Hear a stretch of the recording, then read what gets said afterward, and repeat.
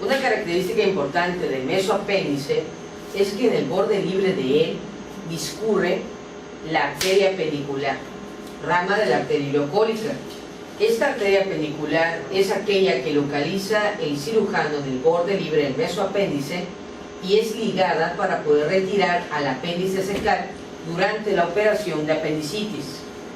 Una característica que podemos también identificar aquí es que el mesoapéndice se separa aproximadamente 3 centímetros de la unión iliosecal. Si realizamos un corte transversal del apéndice, vamos a observar en la parte más superficial la capa serosa, que esta capa serosa, como ustedes pueden observar, proviene del mesoapéndice. Y otra característica es que por debajo de la capa serosa hay una capa subserosa, y debajo de esta capa vamos a encontrar las capas musculares. El apéndice, igual que el intestino, tiene una capa circular y una capa longitudinal. La longitudinal es externa y la circular es interna. Por debajo de esta capa encontramos una capa submucosa y debajo de la submucosa la capa mucosa. ¿Qué vamos a encontrar entre la mucosa y la submucosa? Vamos a encontrar ganglios linfáticos que van a estar distribuidos en el interior de este órgano. Te debo de acordar que así como vimos que hay amígdala faríngea, amígdala lingual, amígdala tubárica, en este caso, o la tonsila intestinal, y la tonsila intestinal es el apéndice. Esa es la principal función de la apéndice, ser un regulador de la respuesta inmunitaria a través del intestino delgado y grueso. Una característica que no se nos debe de olvidar, porque es muy importante para la clínica, es que dentro de la luz del apéndice tiene una capacidad de 0.1 mililitros. Eso es lo que tiene el apéndice con respecto al líquido que hay en su interior. Si esto 0.1 llega a aumentar su volumen de producción, estamos hablando que empezó la etapa fisiopatológica de la apendicitis. Ahí podemos observar una apendicitis donde vemos base, cuerpo, vértice, y se encuentra aumentado el diámetro, el volumen del apéndice. Pero dicho diámetro y volumen empezó de aquí a irradiar su tensión hacia las paredes. Una característica importante es la posición anatómica del apéndice. Como podemos observar aquí, tenemos el apéndice en posición pélvica, por lo general es el 30%. El apéndice en representación retrocecal por detrás del ciego, 65%. El apéndice por delante del ilion terminal, 2%. Y el apéndice por detrás del ilion terminal o retroiliar, 1%, o menor de 1%. Estas son las variaciones. La que a veces da un poquito de confusión es la retrocecal, más si el apéndice mide más de 10 centímetros. Se puede confundir con un dolor en región lumbar o región renal. También el apéndice tiene variaciones dependiendo dónde se haya localizado el ciego. Estas variaciones que estamos viendo se deben sobre todo a la rotación del intestino. Te debo de recordar que el intestino se rota si hacia la izquierda hacia adelante, si hacia la derecha hacia atrás. Como podemos observar entonces, cuando no hay rotación del intestino, el ciego y el apéndice se puede encontrar en la fosa ilíaca del lado izquierdo. Por lo tanto, nunca hay que decir que no vas a encontrar apéndice en el lado izquierdo. Puede haber apéndice, sobre todo si se origina un situs inversus. Otra característica importante que está dentro del aparato digestivo en el intestino grueso es el colon ascendente. Aquí lo podemos observar. El colon ascendente es la primera porción del intestino grueso, de la porción de los colon. Otra característica es que se origina en el ciego a nivel de la válvula ileocecal y llega hasta la flexura hepática o flexura cólica derecha. También se le llama ángulo cuando cambia de dirección. ¿Cuánto mide? Mide de 12 a 17 centímetros de longitud aproximadamente. Debo de recordarte que el colon ascendente mide menos que el colon descendente. ¿Por qué? Porque por arriba de él va a encontrar el hígado, y el hígado pesa 1,5 kg. Otra característica importante es que si pasamos un plano transumbilical a la altura del ombligo y a la altura de la L3 o disco intervertebral entre L3 y L4, al colon ascendente lo vamos a poder dividir en una porción inferior localizada en el cuadrante inferior derecho y una porción superior localizado en el cuadrante superior derecho. Como observamos, después del colon ascendente vamos a tener al colon transverso. El colon transverso es la porción más grande y móvil del intestino grueso. Es móvil porque tiene el mesocolon transverso. Te platicaba que un meso es el peritoneo que une la víscera a la pared posterior del abdomen.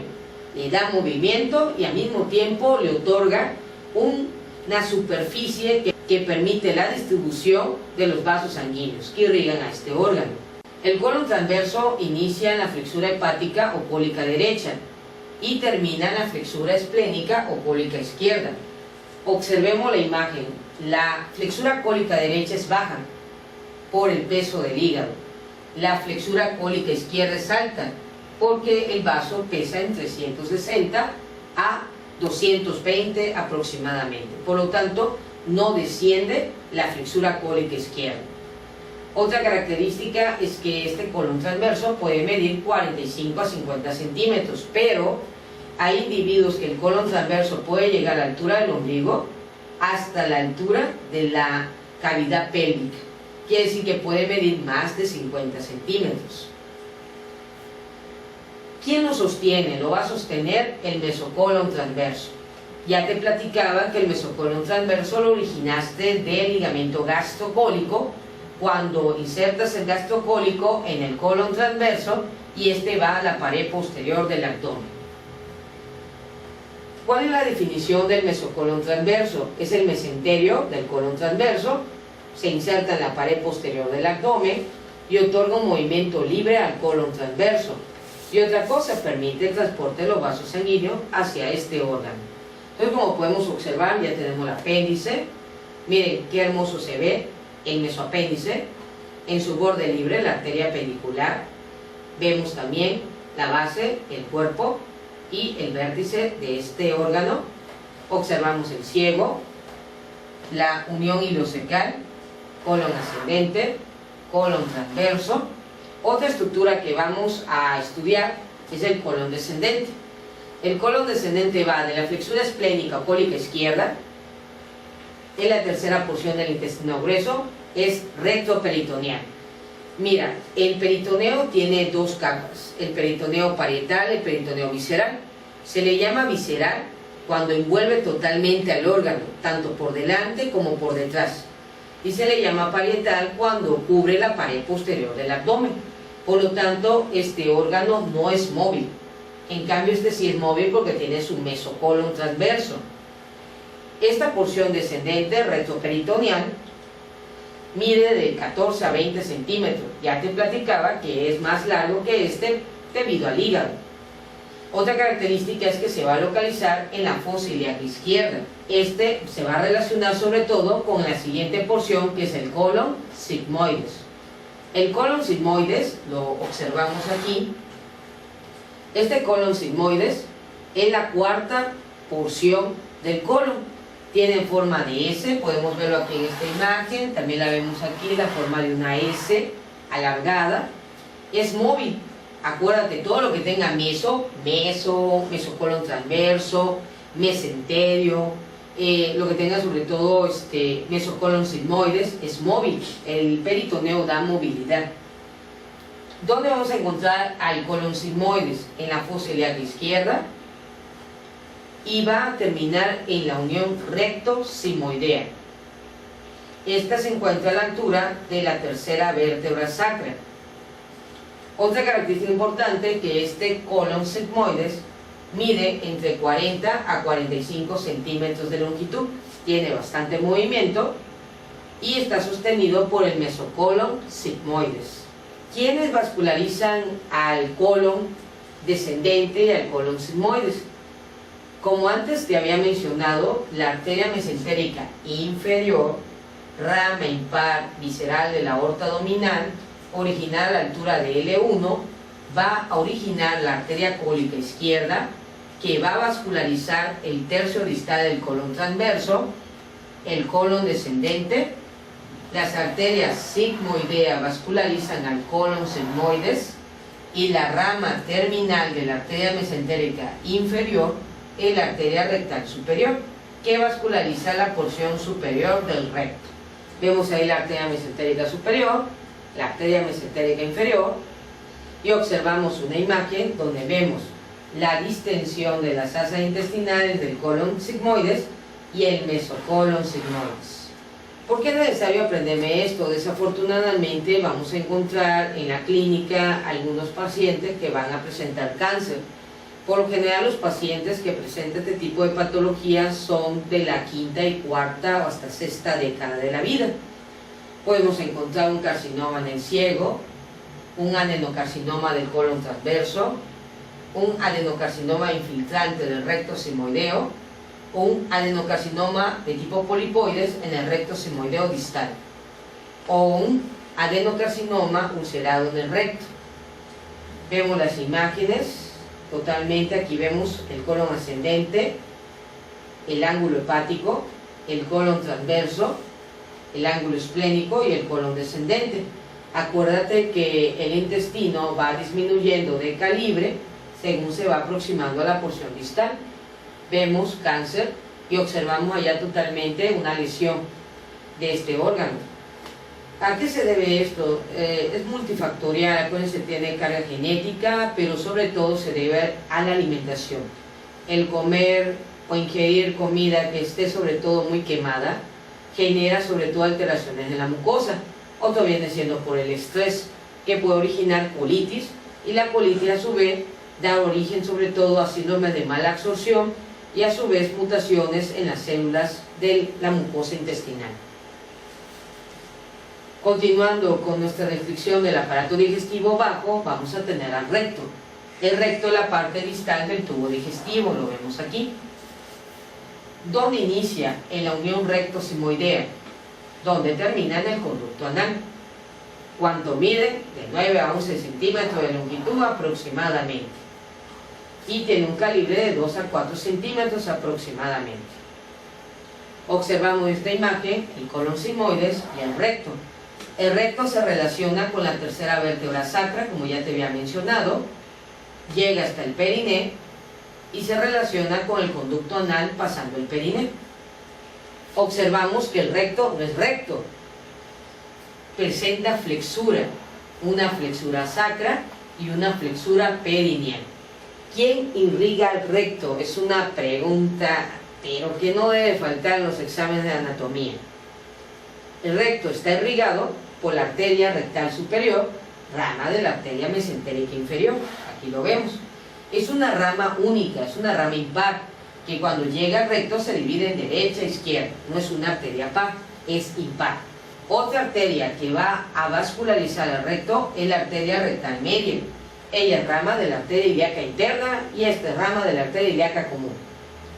Y tenemos a la arteria rectal inferior, rama de la arteria pudenda interna, rama de la arteria ilíaca interna y rama de la arteria ilíaca común. De esa manera, el recto está vascularizado por la rectal superior, de la mesentérica inferior, por la arteria rectal media, de la arteria ilíaca interna y la arteria rectal inferior, rama de la pudenda. Así como el recto tiene 3 diferentes vascularizaciones, también tiene 3 diferentes drenajes. La porción superior del recto lo va a drenar la vena rectal superior. La vena rectal superior va a ir a la vena mesentérica inferior.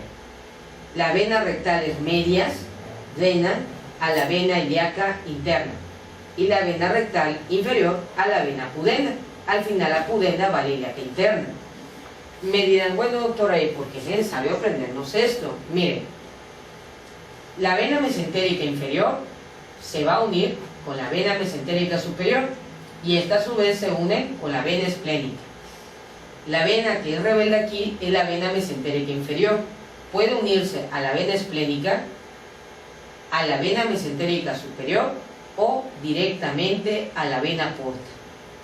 Por lo tanto, la pregunta que nos haríamos es, ¿cuáles son las venas que forman a la vena porta? la vena mesentérica inferior, la vena mesentérica superior y la vena esplénica. La vena porta es la que va a transportar el 80% de la sangre que ingresa al hígado y por lo tanto lleva todos los nutrientes que hemos adquirido a través del aparato digestivo.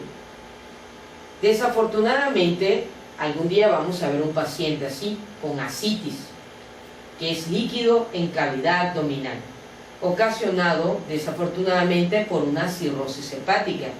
Acuérdate que la cirrosis hepática no todas son alcohólicas, puede ser ocasionada por virus de hepatitis C, un ejemplo. Como el hígado está comprimido y se vuelve fibroso, comprime a la vena porta y por lo tanto la vena porta tiene algo que se llama hipertensión venosa portal. Su sangre regresa de nuevo, igual de ella al hígado, vuelve a regresar de nuevo y origina hemorroides en el conducto anal. Quiere decir que la sangre iría de la siguiente forma. Si me regreso un poco para mostrarle esto, si este hígado tuviera hipertensión venosa portal por cirrosis, la sangre volvería vena porta, vena esplénica y ocasionaría esplenomegalia. Vena porta, vena mesentérica inferior y originaría las hemorroides.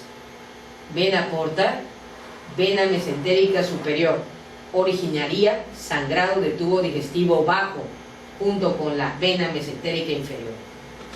Por eso, cualquier cambio del hígado va a influir en la circulación venosa de los intestinos, en la formación de hemorroides, hemorroides internas, hemorroides externas, que va a llevar complicaciones en el conducto anal y dichas mucosas y venas pueden ulcerarse, cambiar su tipología celular y desgraciadamente originar cáncer. La porción distal del recto se llama conducto anal.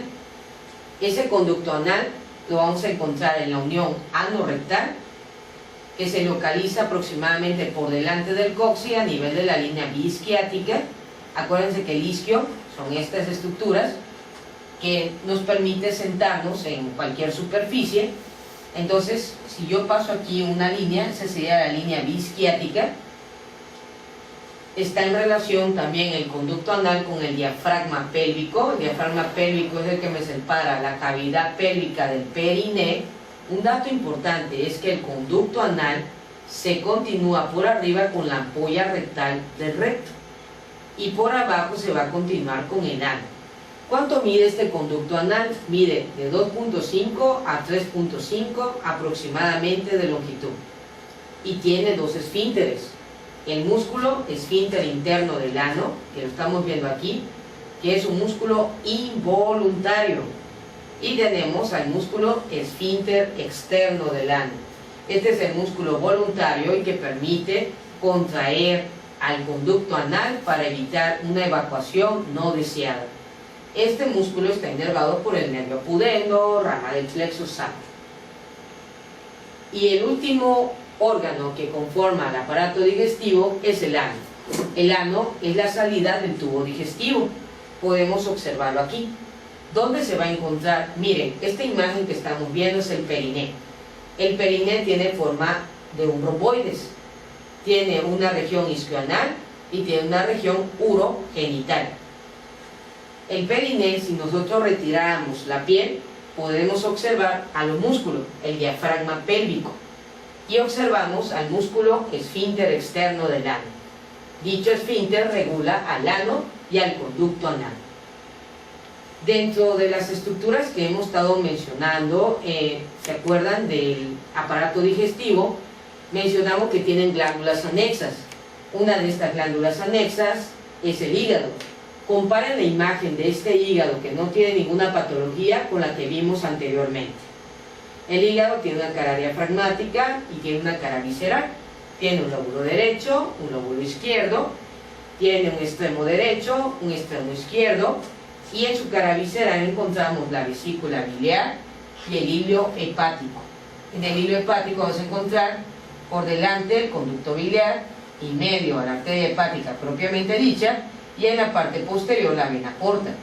Te debo de acordar que la vena porta trae el 80% de la sangre hepática y la arteria hepática propiamente dicha el 20%. Acuérdate que dentro de las funciones que tiene el hígado está la actividad metabólica, el depósito del glucógeno, formación de la bilis, nos permite sobre todo hacer la detoxificación de fármacos y sustancias, formación de proteína plasmática como la albúmina. Sin embargo, este órgano lo vamos a describir en el sistema endocrino. Otra glándula anexa es el páncreas. Es una glándula mixta porque tiene tanto secreción endocrina como exócrina. Es una glándula digestiva accesoria retroperitoneal, por detrás del peritoneo. La única parte del páncreas que no es retro, sino es intra y se mueve, es la cola. El páncreas tiene cabeza, cuello, proceso uncinado, cuerpo y cola. ¿Cuánto mide? De 16 a 20 centímetros y pesa de 60 a 70 gramos aproximadamente. Y de esta forma hemos concluido las estructuras que forman el aparato digestivo bajo, esperando que este material audiovisual y en vivo les sea útil para su aprendizaje. Gracias.